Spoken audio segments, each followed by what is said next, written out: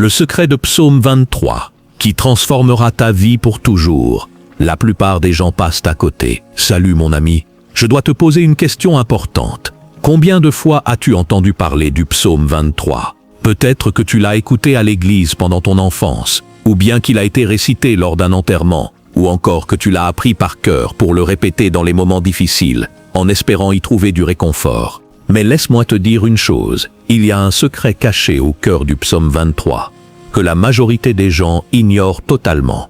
Une vérité si puissante, si révolutionnaire, que quand tu la découvriras, elle changera à jamais ta perception de Dieu.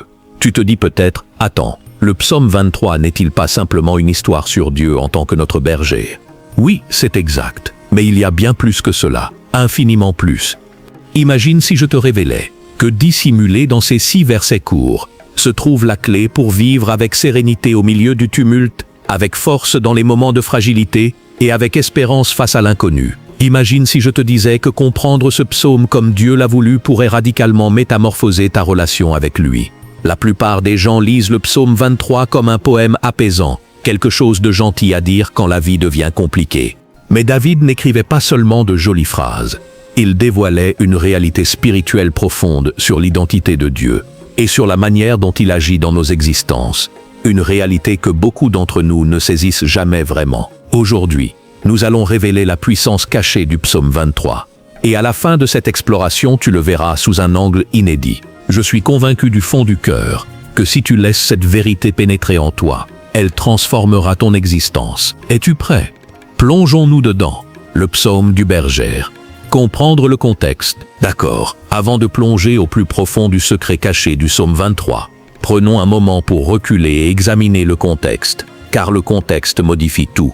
Qui a rédigé le psaume 23? C'est le roi David lui-même. Oui, ce même David qui a vaincu Goliath, qui est devenu souverain et qui a commis de graves erreurs, mais qui a tout de même été qualifié d'homme selon le cœur de Dieu. Mais voici ce que la plupart des gens oublient.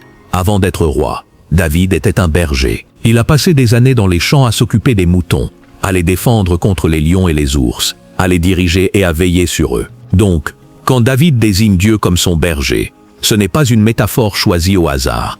Il parle d'une expérience personnelle intime. David savait de première main ce que signifiait être un berger. Et plus crucial encore, il savait ce que cela impliquait d'être un mouton, totalement dépendant de celui qui le guide. L'importance culturelle et biblique des bergers. Dans l'Israël antique, le métier de berger était essentiel. Les moutons étaient précieux, fournissant de la laine, du lait et parfois des offrandes pour les cultes. Mais les moutons sont aussi extrêmement vulnérables sans un berger. Ils s'égarent, se coincent, ignorent où trouver de la nourriture ou de l'eau, et n'ont aucun moyen de se protéger. C'est pourquoi les bergers n'étaient pas seulement des gardiens. Ils étaient des protecteurs, des fournisseurs et des guides. Ils devaient être robustes mais doux, toujours vigilants sur leurs troupeaux, prêts à repousser les prédateurs. Cela te rappelle quelque chose. C'est précisément ainsi que Dieu veille sur nous. Pourquoi Dieu se désigne-t-il comme un berger? Dans toute l'Écriture, Dieu se présente comme un berger. Par exemple, dans le psaume 103, « Nous sommes son peuple, les brebis de son pâturage ». Dans Ésaïe 40:11, il conduit son troupeau comme un berger. Il rassemble les agneaux dans ses bras. Dans Ézéchiel 34:11-12, il dit « Je rechercherai moi-même mes brebis, et j'en prendrai soin ». Et bien sûr, Jésus lui-même affirme dans Jean 10:11, « Je suis le bon berger ». Pourquoi? Parce que comme les moutons, nous sommes impuissants sans lui. Nous nous perdons, nous tombons, nous prenons de mauvaises décisions, nous courons vers le danger sans nous en rendre compte. Nous avons besoin d'un berger. La relation entre un berger et ses moutons. Un berger ne se contente pas de posséder les moutons. Il les connaît personnellement. Il les appelle par leur nom Jean 10:3. Il parle et ils reconnaissent sa voix.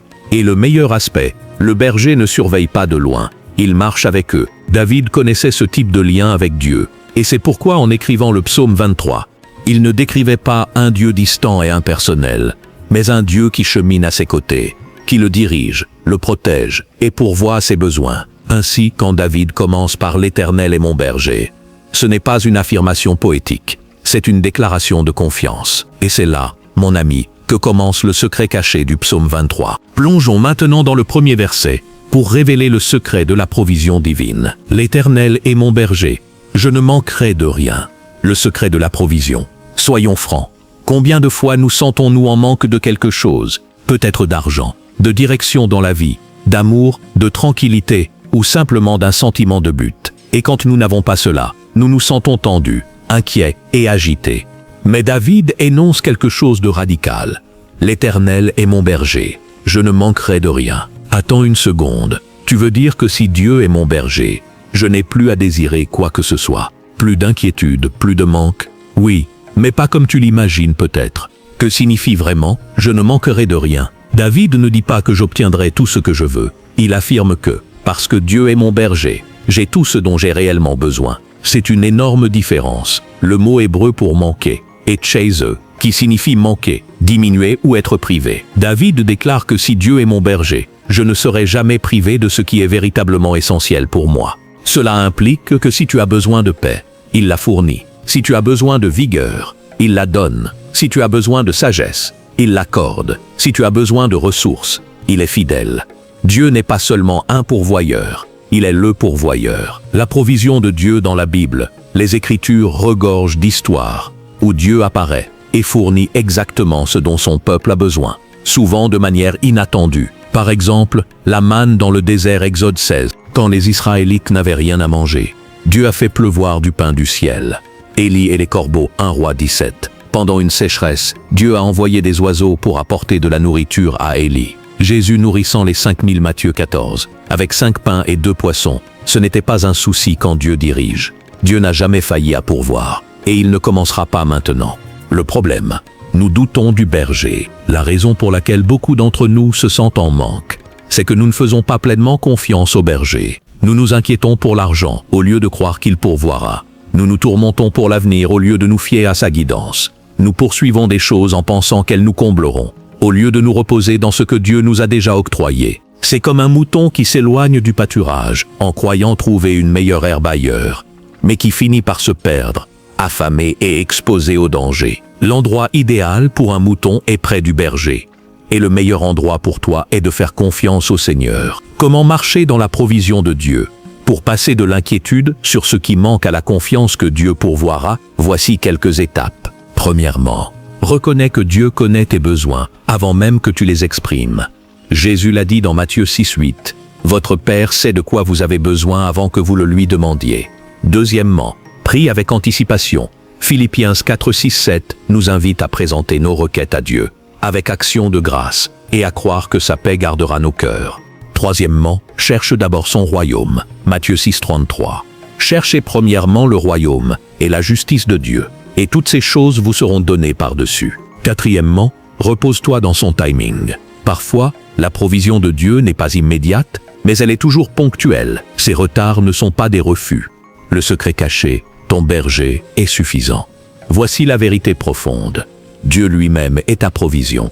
Quand David dit « Je ne manquerai de rien », il ne parle pas seulement de biens matériels. Il affirme que tant que j'ai Dieu, j'ai tout ce qu'il me faut. Et mon ami, c'est la même chose pour toi.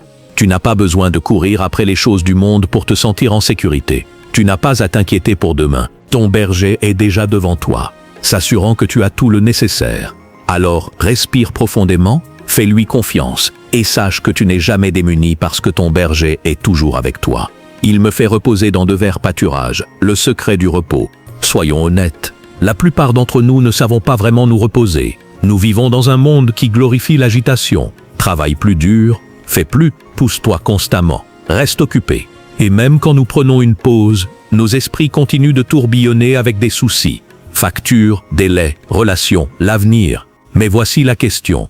Si nous servons un Dieu tout-puissant, pourquoi sommes-nous si agités? David écrit dans le psaume 23, 2. Il me fait reposer dans de verts pâturages. Cela semble merveilleux, n'est-ce pas? Mais il y a une vérité spirituelle plus profonde ici, que beaucoup négligent. Pourquoi les moutons ont-ils du mal à s'allonger? Si tu connais un peu les moutons, tu sais qu'ils ne s'allongent pas facilement. En fait, un mouton ne s'allonge que quand 4 conditions sont remplies. 1. Ils sont libérés de la peur. Les moutons s'effraient pour un rien, un nombre, un bruit étrange, les garde sur le qui-vive. 2. Ils sont libérés des tensions. Les moutons ont une hiérarchie, et s'il y a des conflits, ils restent nerveux. 3. Ils sont libérés de la faim. Un mouton affamé est un mouton agité. 4. Ils sont libérés des parasites. Les mouches et les insectes les irritent constamment, rendant le repos impossible.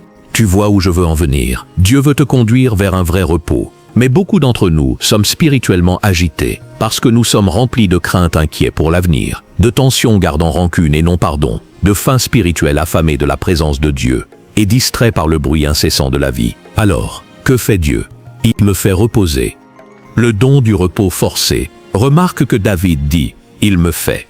Parfois, Dieu doit nous obliger à nous reposer. Pense-y, combien de fois Dieu t'a-t-il ralenti? Peut-être par une période d'attente, une maladie, une perte d'emploi ou une porte qui ne s'ouvrait pas. À l'époque, cela semblait frustrant. Et si Dieu te guidait en réalité vers le repos? Dieu ne force pas le repos par cruauté. Il le fait par amour, sachant que sans cela, tu t'épuiseras. Le secret du repos. Faire confiance au berger. Voici la vérité essentielle. Le repos n'est pas seulement arrêter, c'est faire confiance. Les moutons ne s'allongent que quand ils se sentent en sécurité près de leur berger. De la même manière, nous n'expérimenterons jamais un vrai repos tant que nous n'apprendrons pas à croire que Dieu contrôle tout.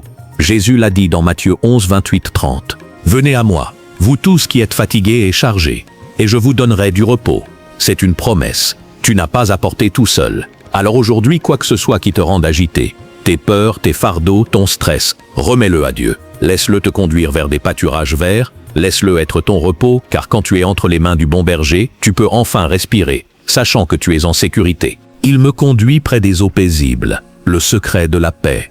Imagine ceci, tu te tiens au bord d'un lac tranquille et calme, sans vagues, sans désordre, juste une sérénité parfaite. C'est l'image que David dessine dans le psaume 23:2 quand il écrit « Il me conduit près des eaux paisibles ». Cela paraît serein, hein? Mais il y a un sens caché dans ce verset que la plupart des gens manquent. Et une fois que tu le verras, cela changera ta façon de vivre la paix. Pourquoi les moutons ont-ils besoin d'eau paisible? Les moutons craignent naturellement les eaux rapides. Si un mouton tombe dans un courant vif, sa laine s'alourdit et il peut se noyer rapidement. Donc, un bon berger ne conduit pas ses moutons vers des rivières dangereuses. Il trouve des eaux calmes et silencieuses, où ils peuvent boire en toute sécurité.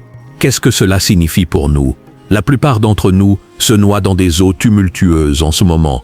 Les eaux rapides de l'anxiété s'inquiétant de choses incontrôlables. De l'agitation toujours en mouvement, jamais en arrêt, des réseaux sociaux, des nouvelles et des opinions, un bruit constant, aucune paix. Et pourtant, David dit « Il me conduit près des eaux paisibles ». Dieu ne veut pas que tu vives dans une anxiété permanente, il veut te guider vers la paix. Jésus, l'eau vive qui étanche nos âmes. Dans Jean 4, Jésus rencontre une femme au puits et lui dit « Celui qui boit de l'eau que je lui donnerai n'aura jamais soif ».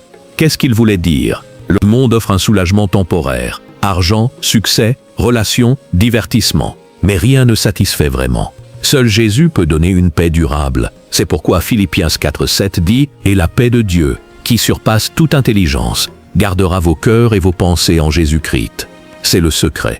Comment marcher dans la paix de Dieu? Si tu luttes pour trouver la paix, voici ce que tu dois faire. 1. Laisse le berger te guider. La paix ne se trouve pas en poursuivant des choses, mais en suivant Jésus. 2. Sois tranquille et sache qu'il est Dieu. Psaume 46:10. Parfois, nous ne ressentons pas la paix parce que nous ne nous arrêtons jamais pour écouter sa voix. 3. Prie pour tout. Philippiens 4. L'anxiété s'estompe quand nous apportons tout à Dieu en prière. 4. Fais confiance que Dieu contrôle. Le monde est chaotique, mais Dieu ne change jamais. S'il te guide, tu peux avancer en paix même dans la tempête. Le secret caché. La paix n'est pas l'absence de problème, c'est la présence de Dieu. Voici la vérité. La paix ne se trouve pas dans des circonstances parfaites, mais dans un berger parfait. C'est pourquoi Jésus pouvait dormir pendant une tempête. Pourquoi Paul pouvait chanter en prison. Pourquoi David pouvait écrire ses mots au milieu des batailles. Parce que la paix ne dépend pas de ce qui se passe autour de toi, mais de qui te guide. Et si l'Éternel est ton berger, tu n'as pas à craindre la tempête. Tu n'as pas à vivre dans l'anxiété. Tu n'as pas à laisser le chaos te dominer. Tu peux avancer en paix, sachant que le bon berger te conduit vers des eaux paisibles. Alors aujourd'hui, respire profondément, lâche le stress, laisse Dieu te guider. Sa paix t'attend. Il restaure mon âme. Le secret de la guérison. Soyons réalistes. La vie nous brise. Nous traversons des déceptions, des chagrins d'amour, des trahisons et des pertes. Certains d'entre nous portent des blessures datant d'années, des plaies invisibles pour les autres. Nous sourions extérieurement, mais intérieurement, nous nous sentons épuisés, vidés. Mais alors, David écrit ces mots puissants dans le psaume 23:3. « Il restaure mon âme. Pas je me restaure moi-même, pas la vie me réparera. Il restaure mon âme. Que signifie restaurer? Le mot hébreu shuv implique ramener, rafraîchir, réparer. C'est l'image d'un mouton qui s'est égaré, coincé, épuisé, ou même tombé et incapable de se relever. As-tu déjà ressenti cela? Comme si la vie t'avait terrassé et que malgré tes efforts, tu ne pouvais pas te redresser. Voici la bonne nouvelle. Le berger ne t'abandonne pas là. Il vient te chercher, il te relève, il te restaure. Histoire biblique de restauration. La Bible est remplie de personnes brisées que Dieu a restaurées. Joseph trahi par ses frères, jeté dans une citerne, vendu comme esclave et accusé à tort. Mais Dieu l'a élevé au rang de dirigeant en Égypte. Job, qui a tout perdu, famille, richesse, santé. Mais Dieu lui a rendu le double de ce qu'il avait. Pierre, qui a renié Jésus 3 fois, et s'est senti comme un échec. Mais Jésus l'a restauré, en faisant de lui le leader de l'Église primitive. Si Dieu les a restaurés, il peut te restaurer aussi. Ajoutons un exemple similaire. Pense à la femme adultère dans Jean 8, condamnée par la foule. Mais Jésus l'a relevée en disant « Je ne te condamne pas non plus. Va et ne pêche plus. » Une restauration instantanée de dignité et d'espoir. Comment Dieu nous restaure-t-il? 1. Par sa présence. Psaume 16, 11. En ta présence est la plénitude de la joie. Quand nous passons du temps avec Dieu, il rafraîchit nos âmes fatiguées. 2. Par sa parole. Psaume 19, 7. La loi de l'Éternel est parfaite. Elle restaure l'âme. La parole de Dieu a le pouvoir de guérir, d'apporter la vie là où il y avait de la brisure. 3. Par sa grâce. Ésaïe 61, 3. Pour donner aux affligés de Sion la beauté au lieu des cendres, l'huile de joie au lieu du deuil. Dieu prend nos morceaux brisés et les transforme en quelque chose de magnifique. Le secret caché, ton passé ne te définit pas. La restauration de Dieu le fait. Tu te sens peut-être brisé, comme si tu avais trop raté. Mais écoute-moi, Dieu n'en a pas fini avec toi. Si tu respires encore, alors Dieu continue de restaurer, il continue d'œuvrer, il continue de guérir. Laisse le berger restaurer ton âme aujourd'hui. Il me conduit dans les sentiers de la justice, à cause de son nom, le secret de la direction divine. As-tu déjà ressenti de la confusion, comme si tu ne savais pas quel pas faire ensuite? Comme si tu étais à un carrefour, te demandant Dieu quel chemin prendre? Nous traversons tous des périodes où nous avons besoin de guidance. Et voici la promesse magnifique du psaume 23. Il me conduit dans les sentiers de la justice, à cause de son nom. Pas je trouve seul, pas j'espère choisir bien. Il me conduit. Que sont les sentiers de la justice? En hébreu, cela signifie des chemins droits ou corrects. Ce n'est pas seulement sur la moralité, c'est Dieu nous guidant sur le meilleur trajet pour nos vies. Et voici le secret. Le bon chemin n'est pas toujours le plus facile. Parfois, il inclut des épreuves. Parfois, il exige de l'attente. Parfois, il ne semble pas logique sur le moment. Mais si Dieu te guide, tu peux avoir confiance que c'est la meilleure voie. Comment Dieu nous guide-t-il? 1. Par sa parole, psaume 119, 105, ta parole est une lampe à mes pieds et une lumière sur mon sentier. Si tu veux connaître la direction de Dieu, commence par ce qu'il a déjà dit. 2. Par le Saint-Esprit, Jean 16, 13, l'Esprit de vérité vous conduira dans toute la vérité. Le Saint-Esprit nous parle, nous pousse, nous convainc et nous oriente dans les décisions quotidiennes. 3. Par des conseils sages, Proverbes 11, 14, où il n'y a pas de direction, le peuple tombe, mais la sécurité est dans le grand nombre de conseillers. Dieu parle souvent par des mentors pieux, des pasteurs ou des amis fidèles. 4. Par des portes ouvertes et fermées. Apocalypse 3, 7. Ce qu'il ouvre, personne ne le ferme, et ce qu'il ferme, personne ne l'ouvre. Parfois, Dieu guide en fermant des portes non destinées et en ouvrant des opportunités inattendues. Et si j'ai pris le mauvais chemin? Peut-être que tu penses, mais si j'ai déjà fait des choix erronés? Voici la bonne nouvelle. Dieu est le Dieu de la rédemption. Il peut transformer tes détours en arrivées correctes. Romains 8, 28. Nous savons que toute chose concourt au bien de ceux qui aiment Dieu. Pense à un GPS. Même si tu prends un mauvais virage, il recalcule et te ramène à destination. Dieu fait de même avec ta vie. Ajoutons un exemple similaire. Jonas a fui la direction de Dieu vers Ninive, mais après une tempête et un séjour dans le ventre d'un poisson, Dieu l'a redirigé, et la ville fut sauvée. Le secret caché, ton but est plus grand que toi. Remarque la fin du verset. À cause de son nom. Ce n'est pas seulement pour toi. Le chemin de Dieu pour ta vie n'est pas juste pour ton bonheur, c'est pour sa gloire. Il te guide parce que ta vie est destinée à refléter sa bonté. Quand les gens voient ton histoire, tes luttes, tes victoires, ta croissance, ils devraient voir l'œuvre de Dieu. Alors aujourd'hui, où que tu sois, que tu te sentes perdu ou incertain, fais confiance que le berger te guide. Tu n'as pas à tout comprendre. Tu as juste à le suivre. Quand je marche dans la vallée de l'ombre de la mort, le secret du courage. Soyons réalistes, la vie n'est pas toujours des pâturages verts et des eaux paisibles. Il y a des moments où nous nous retrouvons au milieu d'une vallée obscure, une saison de souffrance, de perte, d'incertitude et de peur. Et dans ces instants, il est facile de demander « Dieu, où es-tu » Mais David fait une déclaration audacieuse dans le psaume 23:4. « Quand je marche dans la vallée de l'ombre de la mort, je ne crains aucun mal, car tu es avec moi. » As-tu remarqué? David ne dit pas que Dieu l'empêchera d'entrer dans la vallée. Il dit « Quand je marche au travers, je ne crains rien. » La réalité des vallées. Voici quelque chose que beaucoup ne veulent pas entendre. Dieu n'a jamais promis une vie sans vallée. Jésus lui-même a dit dans Jean 16:33, « Vous aurez des tribulations dans le monde, mais prenez courage. J'ai vaincu le monde. » Les vallées font partie de la vie, mais voici le secret. Les vallées sont aussi là où Dieu accomplit son œuvre la plus grande en nous. Qu'est-ce que la vallée de l'ombre de la mort? En hébreu, Salmavé signifie une obscurité profonde. Cela représente les saisons les plus dures, la vallée de la maladie, des difficultés financières, de la dépression, du deuil, de la peur. Mais note bien, ce n'est pas la vallée de la mort, mais de l'ombre de la mort. Une ombre ne peut pas te blesser. Elle peut sembler effrayante, mais elle n'a pas de pouvoir réel. Et s'il y a une ombre, cela signifie qu'il y a une lumière proche. Même dans ta vallée la plus sombre, la lumière de Dieu brille encore. Sa présence est toujours là. Comment affronter les vallées sans peur? David dit « Je ne crains aucun mal, car tu es avec moi. » Le courage ne vient pas en évitant les vallées, mais en sachant qui marche avec toi. Daniel était dans la fosse au lion, mais Dieu était là. Shadrach, Meshach et Abednego dans la fournaise, mais Dieu était là. Paul et Silas en prison, mais Dieu était là. Et en ce moment dans ta vallée, Dieu est là. Il ne t'abandonne pas dans les ténèbres, il marche avec toi au travers. Ajoutons un exemple similaire. Pense à Job, qui a traversé une vallée de pertes immense, mais qui a déclaré « Je sais que mon Rédempteur est vivant » Job 19:25. Et Dieu l'a restauré. Le secret caché. La vallée est temporaire. David dit « Quand je marche au travers, tu n'es pas coincé, tu passes à travers » Psaume 35. Les pleurs peuvent durer une nuit, mais au matin vient la joie. Quelle que soit la vallée où tu es aujourd'hui, elle ne durera pas éternellement. Dieu te guide au travers, et de l'autre côté, il y a la victoire. Ton bâton et ta houlette me rassurent. Le secret de la discipline et de la protection de Dieu.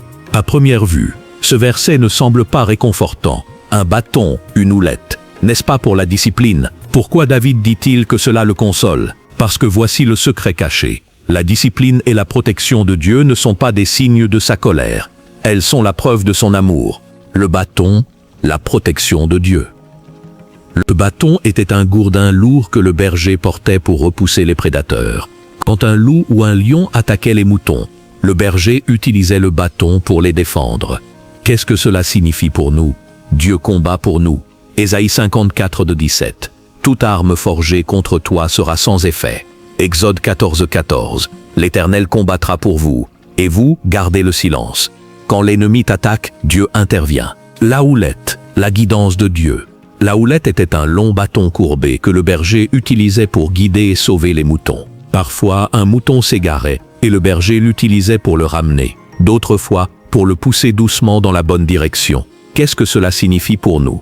La guidance de Dieu nous mène toujours à la sécurité. Proverbe 3:5-6. Confie-toi en l'Éternel de tout ton cœur, et il aplanira tes sentiers. Psaume 32:8. Je t'instruirai et te montrerai la voie que tu dois suivre. Parfois, Dieu nous pousse par la conviction, ce sentiment au cœur quand tu sais que tu dérapes. D'autres fois, il nous ramène par la correction. Et si je n'aime pas la correction de Dieu, soyons honnêtes, personne n'aime être corrigé.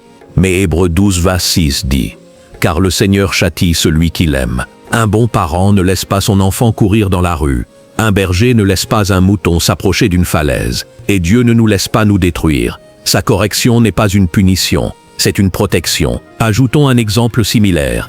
Pense à Pierre, corrigé par Jésus après son reniement, mais cela l'a renforcé pour devenir un pilier de l'Église.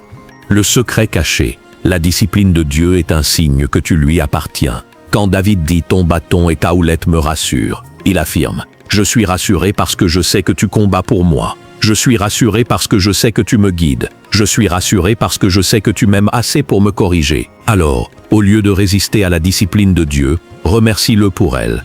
car si Dieu te corrige, cela signifie qu'il a encore un plan pour toi. Aujourd'hui, si tu es dans une vallée, sache que Dieu marche avec toi. Si tu te sens attaqué, sache que Dieu combat pour toi. Et si tu es corrigé, sache que Dieu te protège de quelque chose de pire. C'est le secret du psaume 23. Ce n'est pas seulement sur la paix et la provision, c'est sur un berger qui ne t'abandonne jamais, peu importe où tu es. Tu dresses devant moi une table en face de mes adversaires. Le secret de la victoire. D'accord, soyons honnêtes. La vie ressemble parfois à une bataille incessante. Des gens se retournent contre toi. Tu fais face à de l'opposition au travail, dans tes relations et même dans ton propre esprit. L'ennemi murmure des mensonges de peur, de doute et de découragement. Mais au milieu de tout cela, David écrit cette affirmation incroyable. Dieu prépare un festin juste devant l'ennemi. Pourquoi? Et qu'est-ce que cela implique pour nous? Le sens de la table. Dans les temps bibliques, un roi préparant un banquet pour quelqu'un symbolisait la faveur, l'honneur et la protection. David dit que même quand mes ennemis m'entourent, Dieu me bénit encore. Le secret caché. Tes ennemis ne peuvent pas arrêter tes bénédictions. Remarque quelque chose de puissant. Dieu n'enlève pas les ennemis, il ne stoppe pas l'opposition. Au lieu de cela, il te bénit devant eux. Pourquoi? Parce que tes ennemis n'ont aucun pouvoir sur ce que Dieu fait dans ta vie. Les frères de Joseph ont essayé de le détruire, mais Dieu l'a élevé en Égypte. Les ennemis de Daniel l'ont jeté au lion, mais Dieu a fermé leur bouche. Les ennemis de Jésus pensaient avoir gagné à la croix, mais 3 jours plus tard, il est sorti du tombeau. Tes ennemis ne peuvent pas annuler ce que Dieu a préparé pour toi. Ajoutons un exemple similaire. Pense à Esther, face à Aman, qui voulait exterminer son peuple. Mais Dieu a renversé la situation, et Aman a été pendu à sa propre potence. Pourquoi Dieu laisse-t-il nos ennemis regarder? Parce que ta victoire fait partie de ton témoignage. Dieu veut que les gens voient ce qu'il fait dans ta vie. Pour qu'ils sachent qui est vraiment aux commandes, pour qu'ils voient sa fidélité, pour qu'ils comprennent que rien ne peut arrêter les plans de Dieu. C'est pourquoi Ésaïe 54:17 dit « Toute arme forgée contre toi sera sans effet. L'arme peut se former, mais elle ne triomphera pas. Comment s'asseoir à la table de Dieu au milieu d'une bataille? 1. Fais confiance que Dieu contrôle. Tu n'as pas besoin de te battre seul. Dieu combat déjà pour toi. 2. Ne laisse pas les distractions t'éloigner de la table. L'ennemi essaiera de t'attirer dans la peur, l'inquiétude et l'offense. Reste focalisé sur ce que Dieu fait. 3. Nourris-toi de la vérité de Dieu, pas des mensonges de l'ennemi. À cette table, Dieu offre paix, provision et but. Mais tu dois choisir de t'en nourrir. Tu oins d'huile ma tête, ma coupe déborde, le secret de la faveur divine. Maintenant, parlons de quelque chose de puissant. L'onction de Dieu. David écrit « Tu oins d'huile ma tête, ma coupe déborde ». Ce n'est pas juste un langage poétique, c'est une vérité spirituelle profonde sur la faveur, la protection et la bénédiction de Dieu. Que signifie être oint? Dans les temps bibliques, l'onction avec de l'huile représentait 3 choses.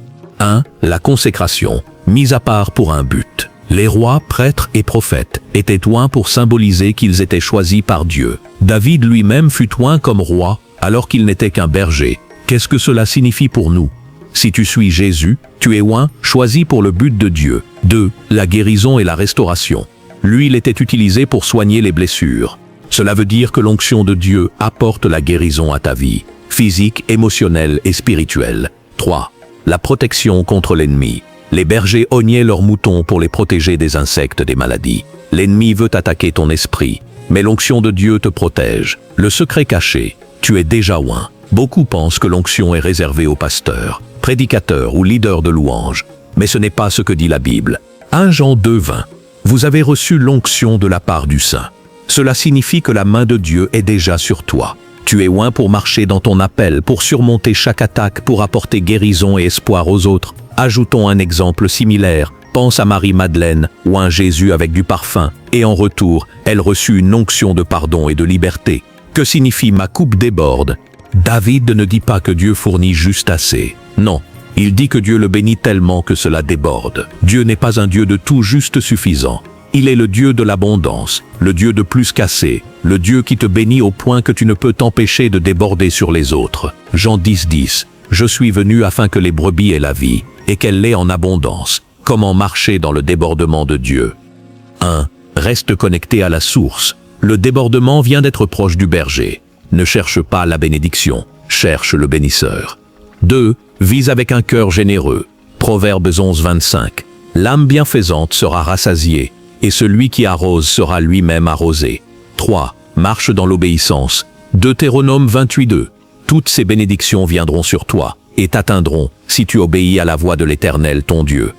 Alors aujourd'hui, entre dans la victoire, la faveur et le débordement que Dieu a pour toi. Parce que quand l'Éternel est ton berger, rien ni personne ne peut arrêter son plan pour ta vie. Oui, le bonheur et la grâce m'accompagneront, le secret des bénédictions inarrêtables de Dieu. Soyons honnêtes, parfois la vie semble imprévisible. Un moment tout va bien, le suivant tu es frappé par des déceptions, des revers ou des luttes. Cela te fait te demander ce qui arrive ensuite. Mais David ne vit pas dans la peur de l'avenir. Au contraire, il déclare hardiment dans le psaume 23:6 « Oui, le bonheur et la grâce m'accompagneront tous les jours de ma vie. » As-tu saisi cela? Pas peut-être le bonheur et la grâce, pas espérons, oui, David est confiant. Pourquoi? Parce qu'il sait quelque chose que nous oublions souvent.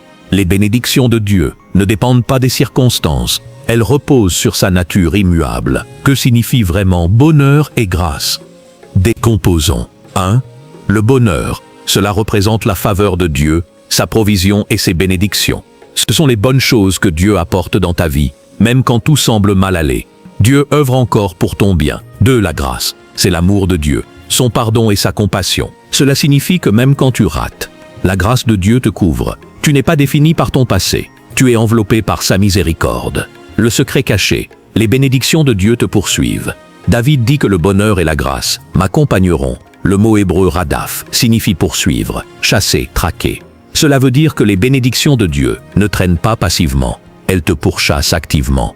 Tu n'as pas à lutter pour sa faveur court après toi. Lamentation 3:22-23. Les bontés de l'Éternel ne sont pas épuisées, ses compassions ne sont pas à leur terme, elles se renouvellent chaque matin. Romains 8:28. Nous savons que toute chose concourt au bien de ceux qui aiment Dieu. Même quand la vie n'a pas de sens, Dieu œuvre encore.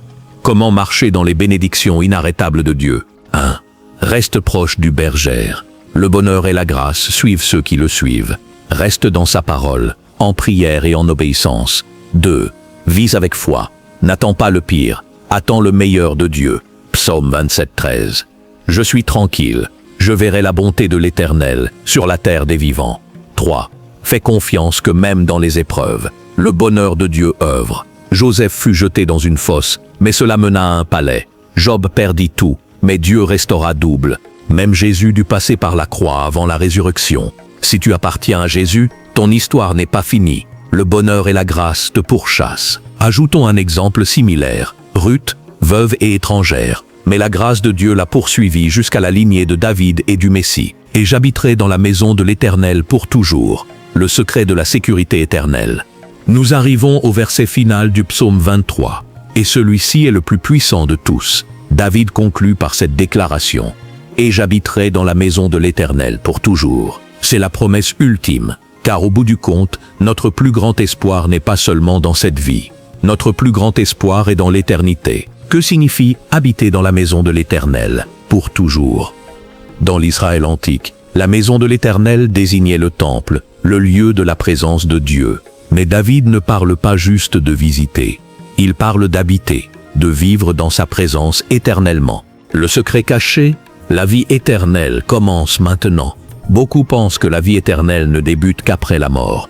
Mais Jésus dit dans Jean 17:3, la vie éternelle, c'est qu'ils te connaissent, toi le seul vrai Dieu, et celui que tu as envoyé, Jésus-Christ. La vie éternelle n'est pas seulement sur le ciel, c'est connaître Jésus dès maintenant. Pourquoi cela compte-t-il? Parce que quand tu sais où tu vas, tu n'as pas à craindre ce qui arrive dans cette vie. Tu n'as pas à craindre la mort, parce que tu as la vie éternelle. Tu n'as pas à craindre l'avenir parce que ton destin est assuré. Tu n'as pas à craindre de perdre quoi que ce soit, parce que ce que Dieu a pour toi est éternel. Ajoutons un exemple similaire. Pense à Paul, qui, face à la mort, déclara dans 2 Timothée 4:7-8, « J'ai combattu le bon combat.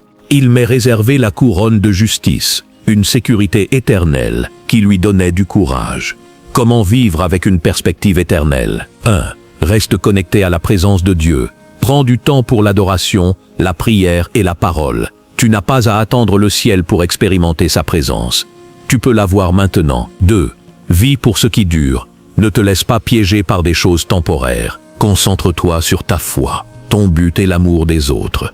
3. Partage l'espoir de Jésus. Si nous croyons vraiment à l'éternité, nous devrions annoncer la bonne nouvelle, car tout le monde mérite de savoir que le bon berger les appelle à la maison. Le secret final, le ciel est notre foyer. David comprenait quelque chose que nous devons nous rappeler. Ce monde n'est pas notre destination finale. Nous passons à travers. Notre vrai foyer est avec Jésus. Et quand l'Éternel est notre berger, nous pouvons vivre chaque jour avec assurance, sachant que nous habiterons dans sa maison pour toujours. Le berger qui ne part jamais. Le psaume 23 n'est pas seulement de la poésie, c'est une promesse. C'est l'histoire d'un berger qui marche avec toi, combat pour toi, pourvoit tes besoins, te restaure et te ramène à la maison.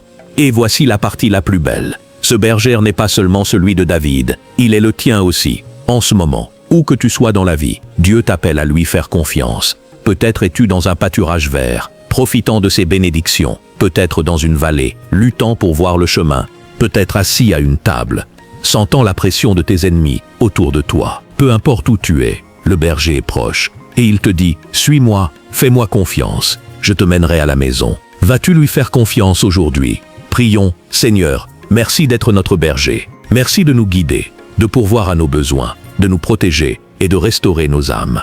Aide-nous à te faire plus confiance, à suivre où tu nous mènes, et rappelle-nous que ton bonheur et ta grâce sont avec nous pour toujours. Au nom de Jésus, Amen. Si cela t'a touché au cœur, ne garde pas cela pour toi.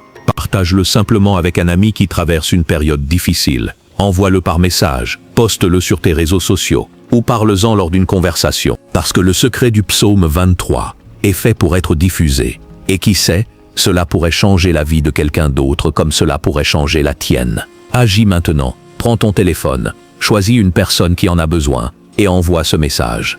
Dieu te bénisse abondamment